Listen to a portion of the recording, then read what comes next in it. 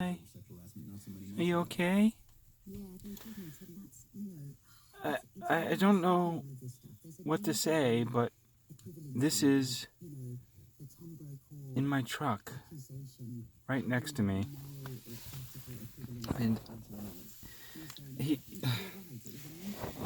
was in the middle of the road, turned around, and he stayed there, and I had to get him because he was in the middle of the road. His eyes sort of janked a little, but he's not terribly hurt.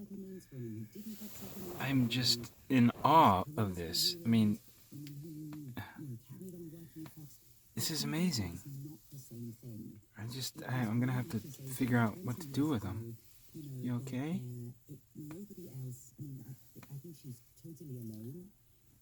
He hasn't even been, threatening her at all.